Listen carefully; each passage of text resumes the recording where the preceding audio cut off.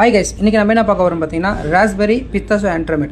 இது எப்படி பண்ணுறதுன்னு பார்த்தீங்கன்னா, எக்கை வந்து நல்லா பீட் பண்ணி க்ரீமியாக ஓரமாக எடுத்து வச்சுக்கலாம்.